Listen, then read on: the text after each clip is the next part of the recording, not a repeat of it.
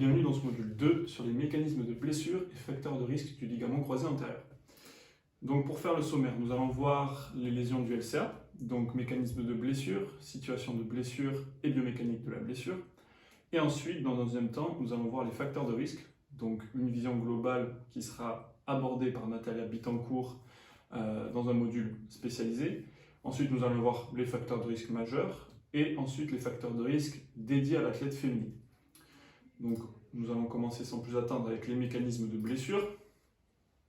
Donc, il faut savoir faire la différence entre les différents mécanismes de blessure.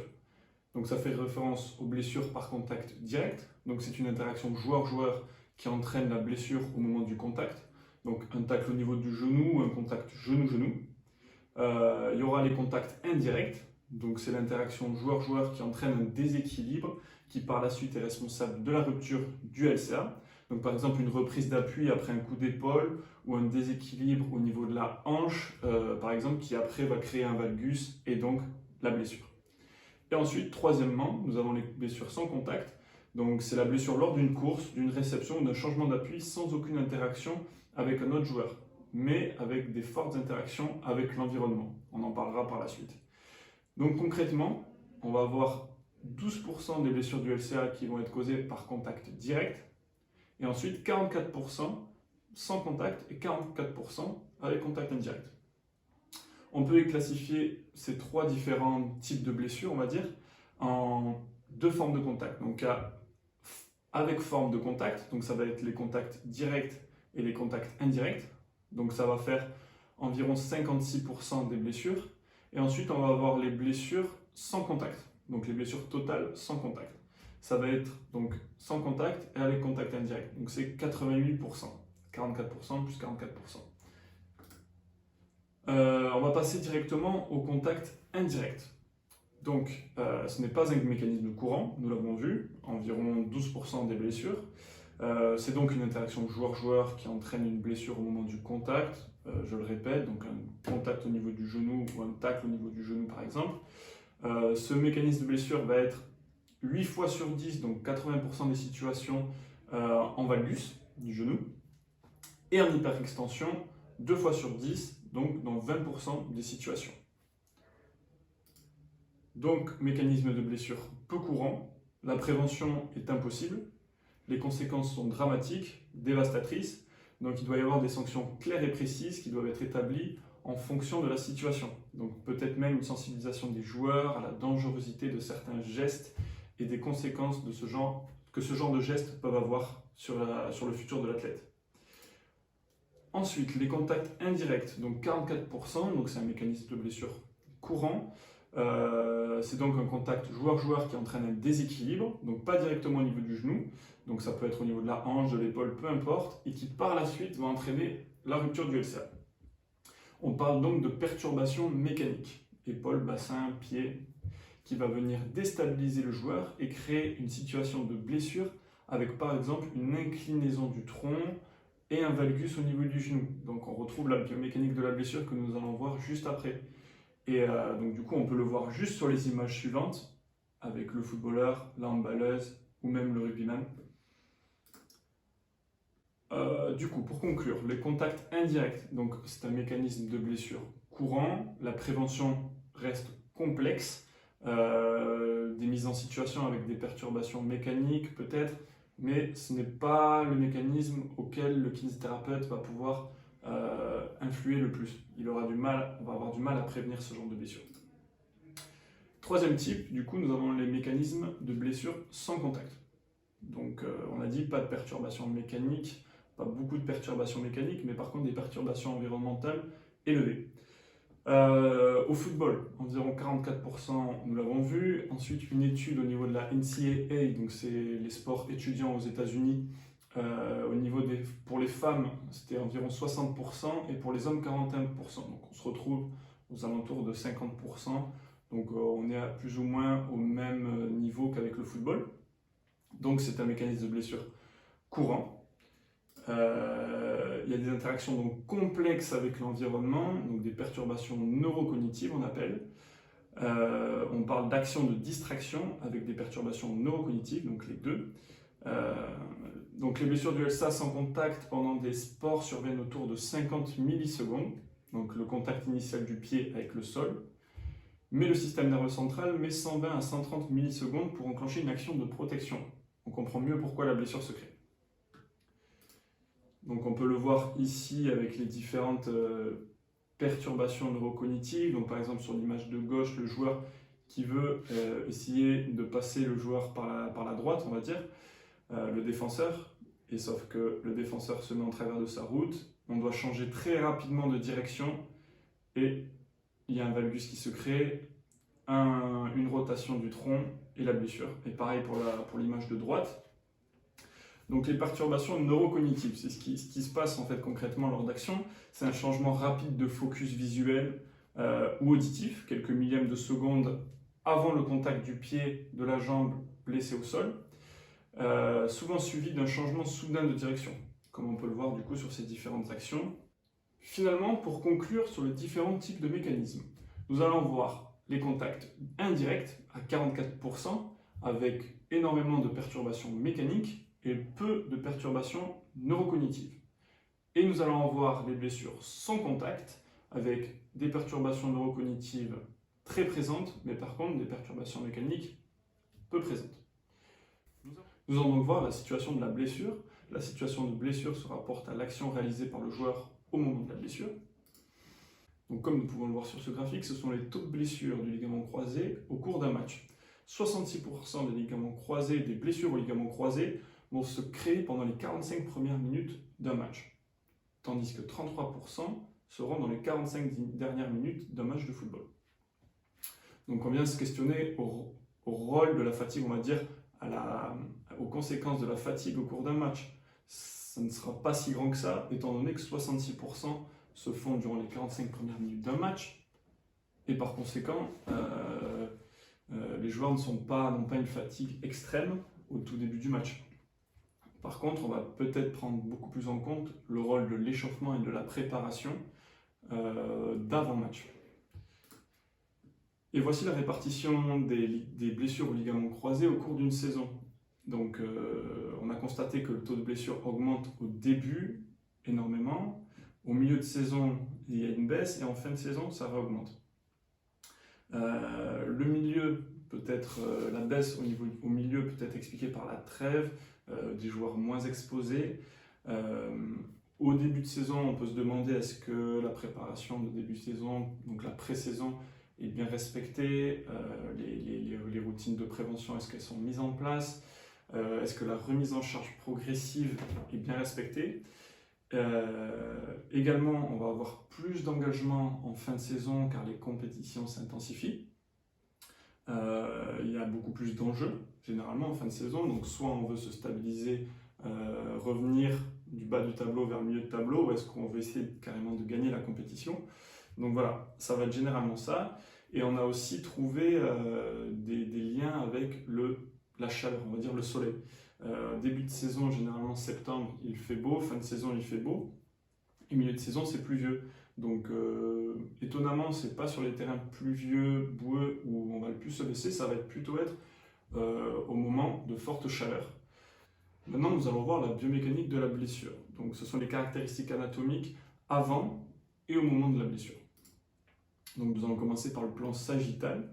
Donc nous allons voir les différentes flexions. Donc la flexion du buste entre le contact initial, c'est-à-dire le moment où le pied touche le sol, et le cadre, le moment de la blessure, ne va pas bouger. Donc la flexion du buste restera la même. La flexion de hanche, il y aura une légère augmentation de la flexion de hanche de 2,5 degrés. Par contre, là où ça va être intéressant, ça va être au niveau de la flexion de genou. On va passer de 17,5 degrés à 40 degrés, donc plus 22,5 degrés. Et pareil pour la flexion de cheville. On passe de moins 10 degrés de flexion de cheville à 0, donc plus 10. Donc c'est vraiment ces deux éléments-là qui vont le plus changer entre le contact initial et le cadre de la blessure. On peut le voir ici sur ce graphique avec Nathan. Donc on a essayé de créer un graphique sur le plan sagittal. Ensuite, la biomécanique de blessure sur le plan frontal. Donc c'est là où il va se passer peut-être le plus de choses. Au niveau du buste, on va avoir une inclinaison homolatérale du buste, donc entre le contact initial et le cas de blessure, qui ne va pas bouger. Par contre, on va avoir une rotation contralatérale, donc c'est-à-dire une rotation autour de la jambe lésée, donc qui va augmenter de 53% à 83%. Une hanche en abduction également, un genou neutre, donc de neutre qui va passer en valgus, donc là c'est le plus gros changement, on passe de 27% de valgus à 81%, et le pied, donc placé en rotation externe, qui ne va pas beaucoup bouger, avec un pied à plat, qui va passer un pied à plat ancré dans le sol. Donc, on peut le voir ici, avec Nathan, on voit bien le genou qui part en valgus, le pied ancré dans le sol, et la rotation contralatérale. Nous allons donc maintenant passer aux facteurs de risque. Donc, il y a les facteurs de risque biomécaniques. Donc, contrairement aux facteurs de risque anatomiques, les déficits neuromusculaires et biomécaniques peuvent être traités avec des stratégies d'entraînement et de prévention. Donc, c'est la bonne nouvelle. On va donc avoir le valgus dynamique du genou à l'atterrissage. Donc, c'est l'un des facteurs principaux de risque de blessure au ligament croisé antérieur. Le valgus dynamique du genou est défini comme une combinaison d'adduction de hanche, rotation interne de la hanche et d'abduction du genou. On va également avoir la diminution de la flexion de hanche et de genou à l'atterrissage, donc une flexion plus élevée de la hanche et du genou lors d'un atterrissage permet une meilleure absorption et restitution de l'énergie, de la charge par les muscles et réduit l'énergie transmise au genou. Donc l'inverse est donc synonyme de facteur de risque. L'amplitude de la cheville, donc les amplitudes passives donc de dorsiflexion plus importantes de la cheville sont associées à un déplacement plus important du genou lors de la flexion et à des forces de réaction du sol plus faibles lors de l'atterrissage, ce qui peut être associé à son tour à un risque réduit de blessure. Donc plus de dorsiflexion, ça va permettre une meilleure absorption et restitution d'énergie. Donc pareil, une dorsiflexion réduite va être un facteur de risque du ligament croisé antérieur. Ensuite, on va voir la stabilité du tronc, donc les déficits dans la capacité de contrôler le tronc lors de perturbations externes prédisent une blessure au genou. Dans les facteurs de risque, évidemment, nous allons voir la blessure antérieure, donc le risque de récidive. Donc, on a calculé et le risque est 15 à 25 fois plus élevé que ce soit au niveau ipsilatéral, donc la même jambe que le genou qui avait précédemment été lésé, ou même contralatéral, donc 15 à 25 fois plus élevé. On retrouve, suite à des blessures, donc après la rééducation, des asymétries gauche-droite, donc côté lésé, côté sain, et des déficits du contrôle postural et de la fonction neuromusculaire du genou et de la hanche. Donc vraiment, blessure antérieure, c'est un joueur à risque. Nous pourrons le voir dans un des modules avec le professeur Timothy Hewitt, qui nous expliquera sur les évaluations des profils de risque des joueurs. Ensuite, nous allons avoir tous les facteurs génétiques. Donc, il y a peu d'études sur le sujet. Il y en a une dernière qui est arrivée où ils ont étudié plus de 88 000 jumeaux. Donc, on suppose que la génétique pourrait jouer un rôle dans le risque de lésion du LCA. Donc, parce que la génétique influence la laxité. Il y a des maladies héréditaires qui nous le montrent. Donc les critères mis en cause sont l'augmentation des angles d'abduction du genou, diminution des angles de flexion du genou, augmentation de la laxité articulaire généralisée, diminution des rapports de couple ischio-jambier quadriceps, donc les couples de force, et des plus petites largeurs d'enconche condylienne fémorale, et également bien sûr la laxité. Donc l'étude sur les 88 000 jumeaux nous avait montré que la part de contribution génétique approcherait les 69% et que le risque d'avoir une blessure de ligament croisé antérieur augmente de 20% à 140%. Donc on voit quand même c'est large, mais ce sont quand même des valeurs énormes. Donc ça augmente de 20 à 140% si un frère ou une sœur a une rupture du ligament croisé antérieur. Donc on se rend compte quand même de la part de génétique et de l'importance de créer des études sur ce sujet. Ensuite, nous allons passer du coup à l'athlète féminine, donc les cas de dominance. Les cas de dominance, on a fait un article sur le sujet, vous pourrez aller le consulter. Donc il y a la dominance ligamentaire. Ça va être donc, on va pouvoir la composante du mécanisme de blessure va être un valgus dynamique du genou lors de la réception d'un saut. Donc il va falloir travailler les techniques d'atterrissage. Il y aura la dominance du quadriceps, donc le manque de flexion du genou et de la hanche lors de la réception d'un saut ou d'un appui. D'accord? Donc il va falloir faire un renforcement de la chaîne postérieure parce que ça va être les ischios qui vont être affaiblis. Ensuite, il y a la dominance de la jambe, comme ça s'appelle. C'est une asymétrie dans l'exécution de mouvements spécifiques. Donc c'est asymétrie gauche-droite. Donc c'est un travail de symétrie, force, mobilité, vitesse d'exécution qui doit être l'intervention première sur ce genre de dominance. Et on aura la dominance du tronc, donc c'est l'incapacité à contrôler son centre de masse. Donc le contrôle lombo-pelvien, l'intervention c'est le contrôle lombo-pelvien, gérer son corps dans l'espace tridimensionnel, donc la proprioception. En facteur de risque, on va avoir les hormones et cycle menstruel. Donc les niveaux d'œstrogène, il y a des variations durant le cycle menstruel, donc bas au début du cycle menstruel et un pic au niveau du 12e jour. Donc l'augmentation d'œstrogène, clairement, qu'est-ce que ça fait? Il y a une diminution de la synthèse de collagène, laxité donc des ligaments, baisse de la force musculaire et augmentation de l'élasticité des tendons. Donc ce qui rend le LCA plus vulnérable aux blessures. Ces niveaux d'œstrogène, au niveau de la température corporelle, qu'est-ce que ça crée? Donc la température centrale, c'est entre 36 degrés et 37,5 degrés. Et au niveau des extrémités, c'est au niveau de 30 à 31,5 degrés. Les extrémités, on va dire que c'est les radiateurs, en gros, du corps humain. Donc ils vont réguler la température corporelle centrale. Donc si on a la température qui augmente, on a l'élasticité des muscles, tendons et ligaments qui augmente, donc la stabilité articulaire qui diminue. Et il faut savoir qu'au moment de l'ovulation du 14e jour, donc 14e jour à peu près, la température centrale va diminuer. Donc du coup, la température des extrémités va augmenter pour pouvoir en fait remonter cette température centrale. Et comme la température des extrémités a augmenté, on se rappelle que plus la température augmente, plus ça augmente l'élasticité des muscles, tendons, ligaments. Donc forcément, on va avoir le ligament antérieur. Donc quand la température centrale au niveau du 14e jour d'ovulation diminue, on va avoir une augmentation de la température des extrémités, donc l'élasticité du ligament croisé qui va augmenter également.